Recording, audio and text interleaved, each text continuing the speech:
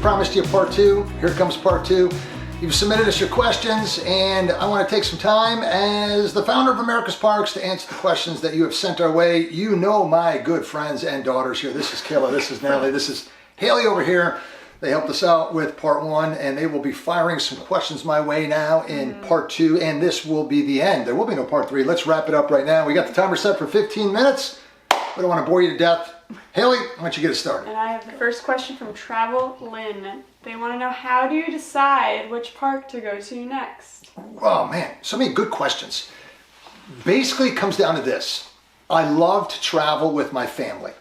So I will go wherever they go. If they want to hang out with me, I will go any place they want to go. And you guys kind of have your favorites, don't you? Yeah. Haley, you like what? Like the beach, mountains, but then like you guys like mom likes the hotter stuff. So it kind of works. We all like a variety of different things. Yeah. Natalie, what are your favorite places?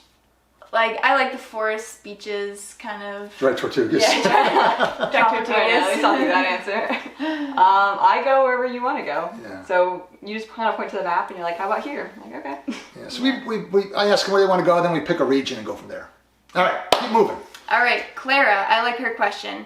If you could live in a national park for the rest of your life, all expenses taken care of, which of the 62 would you choose? Clara is a good friend of mine. She has a great YouTube channel, Clara Junior Ranger, I believe. Just a great heart, young girl with a great heart for the national parks.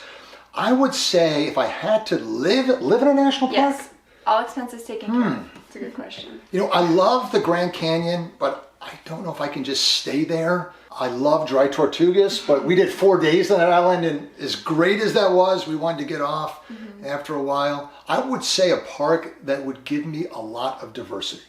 So it comes to mind, Olympic National Park. Olympic. You had the seashore, All right. the rainforest, the mountains. I thought that was a special place. Yellowstone comes to mind. Yes. So park with diversity. All right. Good answer. Hiking elevated. They want to know what parks have you wanted to visit that you haven't? Still that Alaskan, Hawaii. I got to get outside of the 48 states. Yeah. Jim M. would like to know, what is the genesis of the Grand Adventure in both visiting the parks and sharing your adventures on YouTube? I think it all began when my cousin Kyle, who's a fan of the channel, and I'm going to give him a shout out right now, came back home, and I was at his house in South Jersey at the time, from a road trip that he did with a friend of his right after he finished college. And they got in a car and they just drove out west. And he brought photographs. So we're going back to like the early 80s. I might have been in junior high at the time. And he's showing me pictures of places that were just remarkable. And that whole thought of seeing these places and then someday maybe going out and experiencing them for myself in person was something I set a goal to do. Yeah, something I always wanted to do. And then what happened was someone told me about vlogging. That's a weird word, but the fact that you can do a video diary and document your adventure by holding a camera up to your face, that was pretty neat too. And then the thought of getting them up on YouTube. He was asking about that as well. And with you folks with cell phones and being away in college and family all over the United States and friends all over the United States, was a nice way for me to share my experiences. And that was he used the word genesis. That was really the genesis. That was the goal, to just make fun videos that were not intended for other people to watch, but just that my family could enjoy what I was doing, to share my experiences with them. Then the channel got big. And let me just go on a mini rant here if I can right now, okay, please? And if I start sounding like I'm complaining too much, just poke me in the side and I'll just be glad to stop. When we do these videos, people will sometimes say, oh, I wish you would be showing more of the beauty of nature. I wish you would share more of your experience. I wish you'd make it more travel oriented for people that want to go there so they have ideas of what they can do. When you make videos, you can't fulfill all the responsibilities. You have to pick a bucket. And sometimes less is more. And when you try to do too much, it either gets too long or it's a very boring video to watch. So my goal is to put this out for my friends and my family and anyone else that enjoys it. But I am the first one to say I am not a professional. A guy wrote to me recently, I think I shared this with you. He goes, your video, speaking of it, is very amateurish. And I wrote back to him and I said, because I am an amateur.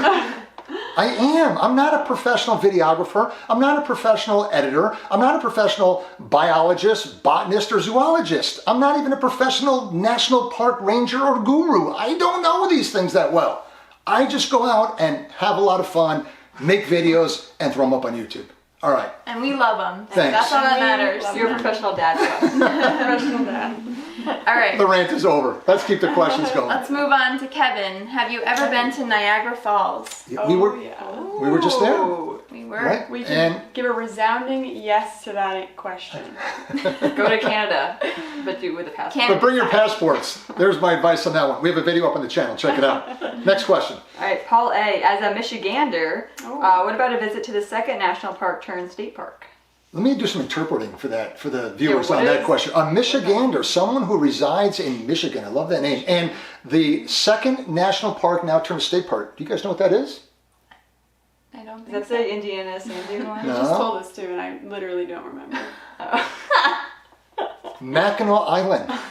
And we were there. I don't have a video on that, but we were there. My wife and I were there back in like 97 or so, when you were maybe 1 year old.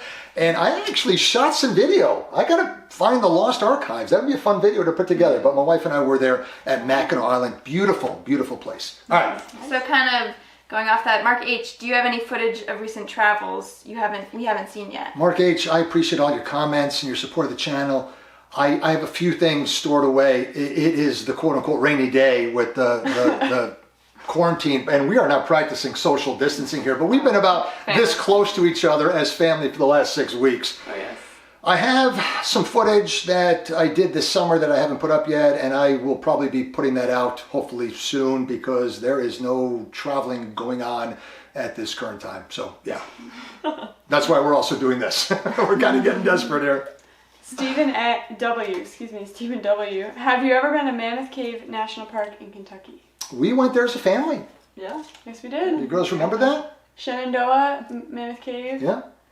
What else? It was just those two, I think. Just those two, yeah. Yeah, That was a good you were trip. very young, and then I went Yeah. back there with some pastor friends of mine when we were at a conference in Louisville, as they say.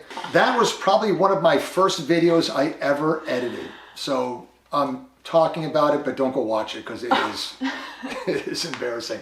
Next question. All right, Robert W. I want to say his last name. Oh. We'll give him a plug. Robert L. Ward on YouTube, one of my friends on YouTube. Go ahead. He wants to know, do you ever mix your tuna fish and peanut butter? And All if right. not, why? Before I slam him for the wise guy remark, I want to thank his daughter for this beautiful custom-made shirt Yeah. that she sent That's my a way. handsome t-shirt. Beautiful. You Jessica, can't get the back. Thank you. Back suit too. Robert Ward has been with me on a couple trips. You've seen him in a few videos, so he probably doesn't have any better questions to ask than that. And he knows that my two staples are peanut butter and tuna fish. I've not, Robert, ever tried to mix them. And why would I want to mix them? Because with peanut butter and tuna fish, I get 2 meals. If I mix them together, I'd only have 1 meal. I need the variety. So boring. I need the variety. All right. Okay, we're sorry for the quick glitch. The memory card just filled up, but we're going to keep it rolling. Haley, next question. Well, actually, Oh, or Natalie. Snooch TV also wants to know, have you ever had any close calls on trails? Close calls on trails. I wonder how to interpret that question. Great channel, by the way, Snooch TV. What do you think, guys? Well, the time that comes to my head is when you fell on that cactus. Oh. Grand Canyon, And I right? had to pick them all out of your shoulder. Did you? I have a picture of that at the airport when you were pulling thorns out of my deltoid. Yeah. Haley, do you have one? Well, so the one that comes to my head right away is definitely Mount St. Helens. When I'm walking down the trail and all I hear behind me is a clunk, and I'm like, oh boy. I was a little worried I'd have to drag you down the mountain, but you were okay. At least you didn't fall in the volcano. You know? At least you didn't fall in the Fall in the volcano. Falling on lava is still not much better. It's not a soft surface to hit. Yeah. Well, there's been a couple on like trails with snakes and stuff. Like we've almost stepped on. Wait, not we. You. Well, yeah, okay, yes, fair enough. So maybe I wasn't paying attention, but we made it through. I like the one that was under you, staying warm all night long, gross. that you were sleeping on. I mean, he was cozy and cuddling up to you all night long, and we didn't realize he was there until we picked up the tent the next day. Ask me about that story another time. The bison at Teddy Roosevelt that we had to pass by, that was interesting, and yeah, that's about it. Next question. Sue L wants to know, do you have any tips on good, safe places to camp outside of the national parks in Utah? Well, that's too specific for me to answer. You've seen some of the places we've stayed at. I can't recommend any of them. If you stay in the national parks, you're safe. Outside the national parks, I'm not the best person to ask. Bargain. I mean, it's a gamble. That's what I have to say. You can tell it's getting late here. Get a little slap happy. All right, next question. All right, Mary C wants to know, any chance you'll be able to check out some Alaskan parks in the next couple of years? I hope so, Mary. I hope so. All right, Colin J.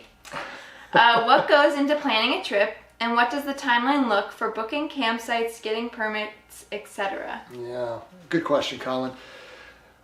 I think the best thing to do is determine a region that you wish to attend.